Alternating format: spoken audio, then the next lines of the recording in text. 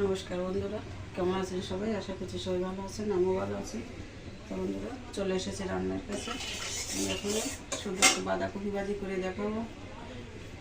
এই যে বাঁধাকপি আমি কুচিয়ে নিয়েছি এখানে, আর এখানে আছে আলু।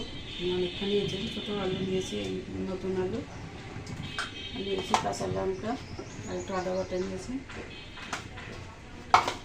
কড়াইতে তেলও দিয়েছি, কড়াইতে দেখুন তেল গরম হয়ে গেছে। আমি এখন ফোড়নে দিয়ে দেবো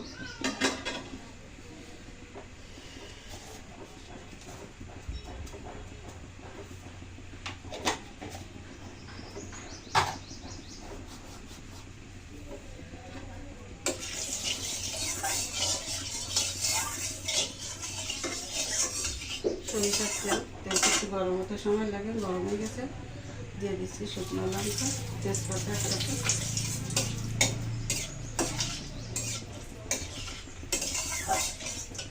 দিচ্ছি গোটা জিরে,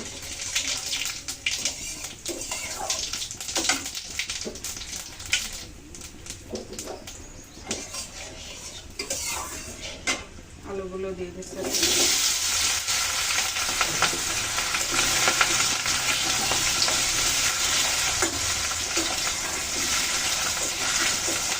আলুগুলো একটু ভালো করে ভেজে নেব।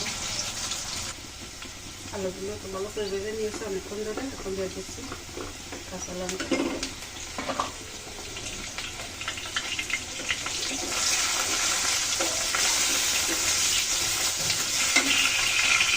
দিয়ে দিচ্ছি শুকনো শুকনো,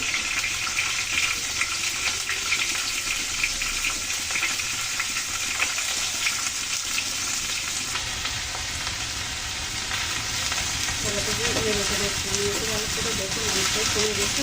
এখন আমি লবণ হলুদ দিয়ে দেবো। প্রথমে দেয়নি, দেখুন আপনার একটা সমস্যা ছিল ছোটো করে হলুদ দিয়ে দিলাম একটু।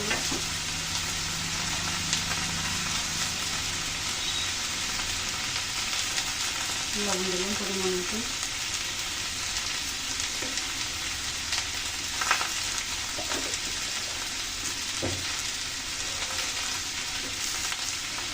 দিচ্ছি এক চামচ আদা বাটা,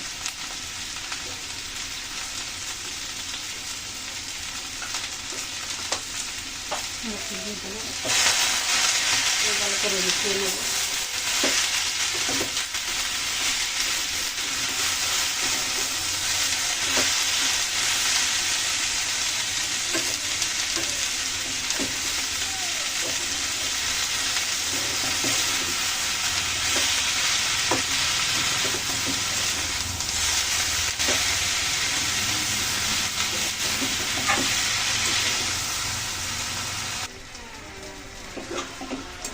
বাঁধাকপি কিন্তু অনেকটা কমে গেছে বন্ধুরা। দেখুন আমি কিন্তু একটু অল্প আঁচে রান্না করতেছি, এই জন্য কিন্তু একটু সময় বেশি লাগতেছে।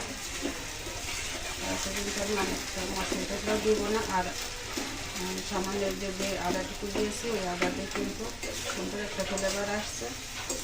আর অনেক কিছু রান্না করবো না এখন, যেহেতু আজকে একাদশী আমি বসে আছি না, এটা আরও বাবা খাবে, এই জন্যই হালকা পাতলাই রান্না করবো। আর যেহেতু আজকে বৃহস্পতিবার আছে, তো খাবারও দেখে দিচ্ছি। বাঁধাকপি জীবনটা হয়ে গেল। আমি 3 দিন বাদে রান্না করলাম শুধু আদা বাটা দিয়ে। তখন তার আদা থেকে কিন্তু সুন্দর একটা ফ্লেভার ছেড়েছে। এই জন্য আমি কিন্তু আর অন্য কোনো মশলা অ্যাড করলাম না। একবার চিন্তা করেছিলাম যে একটু জিরা গুঁড়ো দেবো, কিন্তু দেবো না। একটু ভালো একটা ফ্লেভার নিজেই পাচ্ছি, এই জন্য আজকে আমি দিলাম না। সাদা মাটাই রান্না করে দেবো আজকে, যেহেতু ওরা দুজনে খাবে। মনে বাবা কিছু আলু নিয়েছি, ছোটো আলু, এগুলো বাটে দিয়ে দেবো। এটা যে বাসায় বেগুন আছে, ইচ্ছা যদি করে পরে বেগুন ভেজে দিলাম।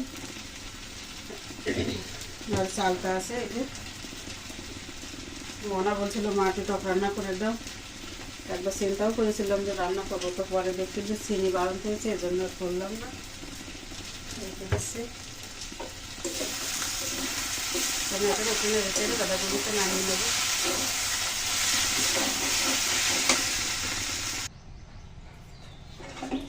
তুলে নিচ্ছি। আজকে কিন্তু একটু গোটা গোটা দারুণই রেখেছি, যেহেতু মনে হয় বাবা কিন্তু এইভাবে রান্না করলে আমার কাছে ভালো লাগে।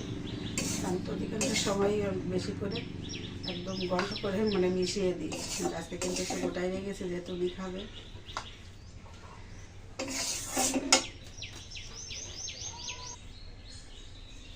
বন্ধুরা, এই যে বাঁধাকপির ঘন্টটা নামিয়ে নিয়েছি, দেখুন একদম কত সুন্দর সাধারণভাবেই রান্না করেছি, শুধু একটু আদা বাটা দিয়ে।